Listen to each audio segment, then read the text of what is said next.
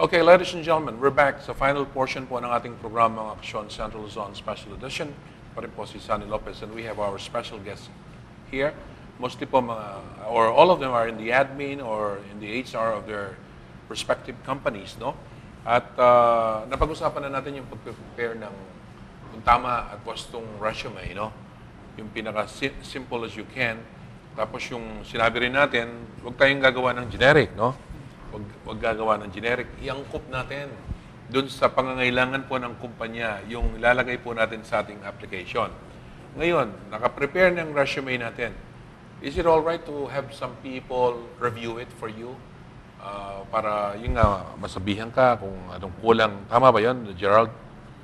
Humingi ka ng advice from others? Yes, it's a wise thing to do, sir. It's a wise thing to do. Para pag i-present mo yung resume mo talagang yung pulido. Pulido. Tapos yung sabi mo kanina, sino nagsabi? Dapat maganda yung pagka-package. No? It's part of you already. The resume that you will present is part of the person who is applying for the job, right? So ano naman ang hindi mo ina-expect na ilalagay nila sa resume na nakakaasar para baka ika-perwisyo pa yan ng application mo? Yun nga, usually yung mga claims talaga na hindi naman totoo. Na mayroon siyang gantong skill or experience, but in reality, wala naman. Kasi malalaman din yan in the end. Yung being professional, you have to show it in your resume immediately, yung professionalism mo. Okay? But yung contact number, lagi bang dapat nandun? Saan kanila hahanapin? Definitely, kasi yun lang yung way para and make sure that yung contact number na yun ay talagang open. Open? All the time. All the time? Yeah. Pwede kang matawagan, ha? Immediately, pag tinawagan ka na. Pero in totoo lang, talagang pag sinabi niyong you will call them, you call them. Sabi ni Ma'am Lynn, tinatawagan naman eh. Tinatawagan. Tinatawagan. Marami nagko-complain sa akin sa mga ibang kumpanya dito. Kasi tumutulong kami sa mga nag-a-apply eh. Di na raw tinatawagan. Tama naman, tinatawagan. But siguro, kagaya niyan, baka hindi lang sila patient. Kasi sometimes, last June, we stopped hiring kasi we're overpopulated na. Masyado nang, dahil very lenient that kaya namin mag-hire. So, na-realize namin over na pala kami sa manpower. So, from June 2011, nag-stop kami. But then we already have a pool at that time. So ngayon ko pa lang sila tinatawag. Okay. Kasi nga dahil sa ongoing na yung expansion. So that's more than 6 months. More than 6 months. Pero ano naman, so far naman, dahil nga yung contact number nila available all the time, we were able to contact them. You still look for them, huh? Yeah. Dito ba sa CDC? Hinahanap Sa ba? atin, sir, we tell them if after the evaluation, we will call them. Dito siya. Dito po sa CDC, dalawa yan, no? Pag kayo po ay nag-apply sa CDC, punta po kayo kina Gerald, no? Pero if you're looking for jobs sa other firms, sa customer services po yan, mga kaibigan, they're more than willing to help you, no? And we'll flash to you the numbers where you can get in touch with them. At meron po kaming link, no? Na ilalagay din kung saan lahat po ng jobs that are available inside the Freeport, nandun nyo makikita, no? So, iniisip nyo tuloy-tuloy ito for Clark. Yes. Especially for you, no? Yes, we are very optimistic about it. That's nice to hear, huh? You know, you will inspire a lot of people when you talk like this. Kasi as we talk like this, very, very positive po yung discussion. Sa mga ibang bansa, di ba? Sa Europe, nagkakaloko. Sa Amerika. Nagre-recover ba yung Amerika o ano? Sa palagay mo, ma'am? Nagre-recover ba? Sabi ni Obama, nagre-recover daw ng konti. Pero last time I talked to him, I mean, but people that I talk to naman who are now based in US, it's not really improving. It's not improving, huh? That's why ang smart shirts, hindi naman kami nakafocus lang sa exports sa magandang tip yan sa sa mga firms po. Hindi kayo dapat we have expanded to a lot of countries already. Anong countries ang Japan, Australia, Canada, Europe, no? China, India, China, even. India. Yung turista lang ng China, mga kaibigan, mas marami pa sa Pilipinas. I mean, 50 million po ang last year po nung nagbiyahing mga Chinese. Eh, 100 million lang tayo dito.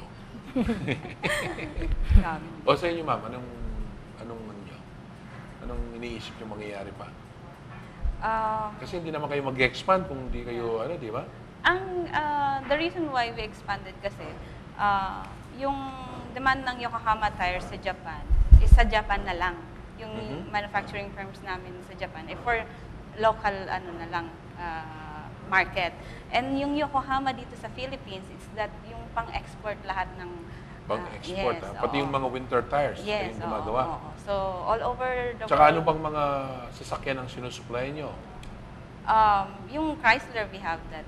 Toyota. Hindi, yung big cars also, o big trucks, you also... I think we're just planning that dito sa expansion. Sa Yung expansion. malalaking tires na. Mga traktora, ganon. I'm not very sure about that Oh, yet. pero yung mga big Mga SUVs. SUV, oo. At least, we're happy to note that ang laki na po ng contribution ng Clark sa ekonomiya, no, ng Pilipinas at saka sa employment, no, dito po sa area natin.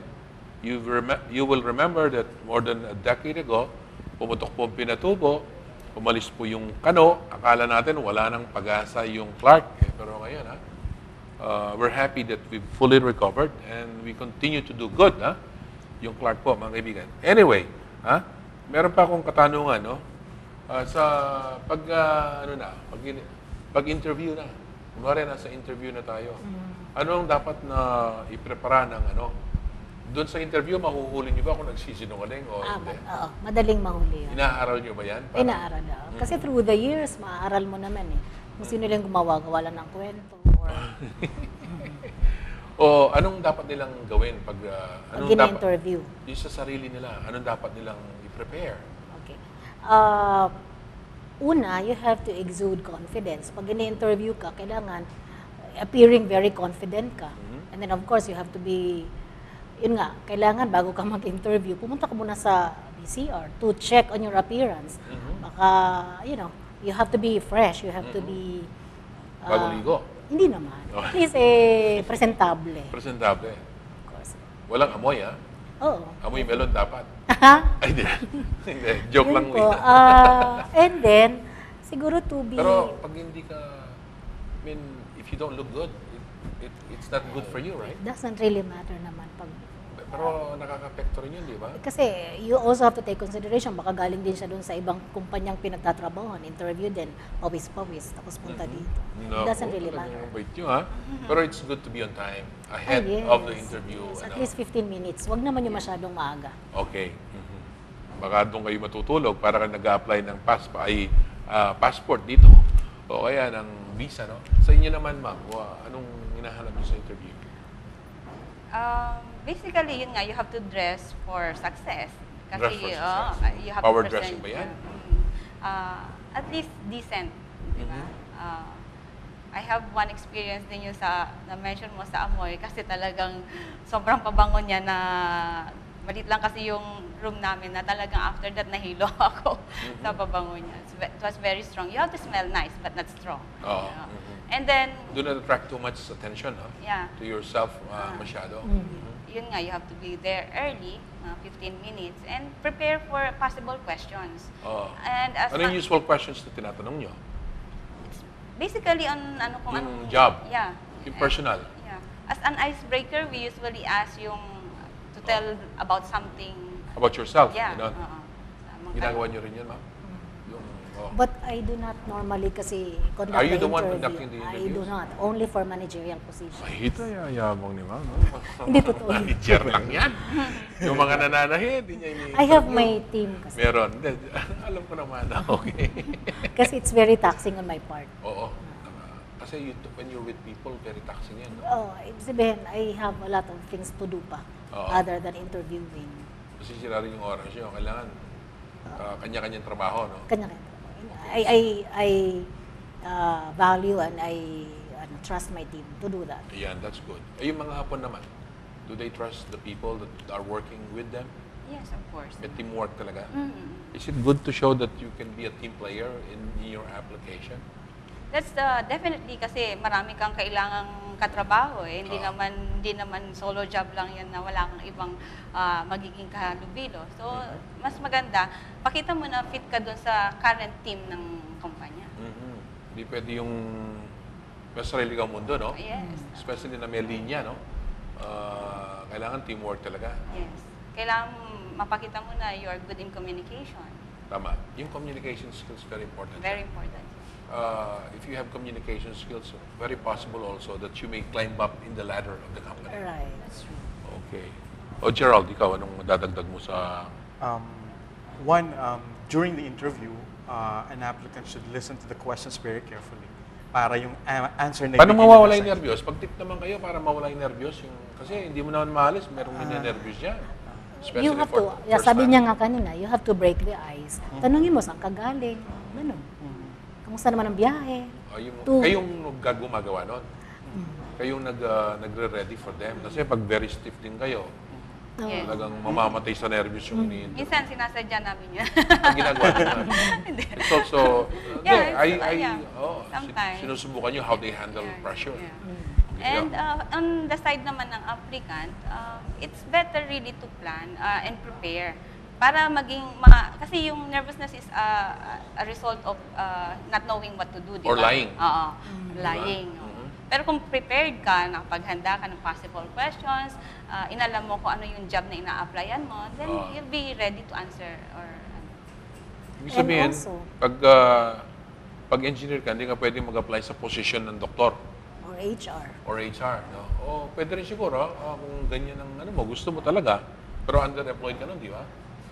Okay. Mismatch. Mismatch. Job mismatch. Okay. Tama yan. Yung mga naririnig nyo yan. Talagang naalam nyo sa HR itong mga guests natin. So we have a few minutes left. Geraldine, you start this. What do you want to add to the discussion that we just, Well, as we really know na mas marami ang job seekers versus job Jobs. offers. So, as much as possible, dapat hindi sila ma-dishearten dito sa fact na to. So, they should be patient and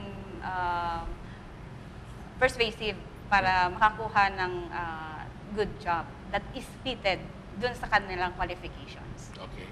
And Ma'am Lynn? Just a very important tip for those who are going to be interviewed. Kasi there are employers who would really want to take something out from you. Na example, if they want to check if you are, how do you handle pressure? How do you accept mistakes? There are employees, kasi on my part, you normally ask office workers or managerial position, was there any failure in the performance of your job? Can you identify one big failure in your part and how did you do it? Kasi there are also applicants who would never admit. No? But I would like to suggest that if that's one way also of checking. Honesty of the person? Only that, but how were you able to accept your mistake and how did you able to How you recover from it, huh? Yes, and because that would be also a basis of attitude. You know, Attitude problem. yes, and how do you improve Tama yan. yourself? Yun ang, Di you have to naman- prepare on that also. Di But naman if you, kasi meron kasi iba mayabang, walang failure, walang Di pwede mistakes yun. in the past. It's not true. Tama. That's a good one. Kasi alam mo, pag ganyan na hindi nagkakamali, ako, Hindi totoo. magkakahirapan kayo nun pag nagtrabaho na para sa inyo. Gerald, Planning and preparing. planning and Very, preparing. very important.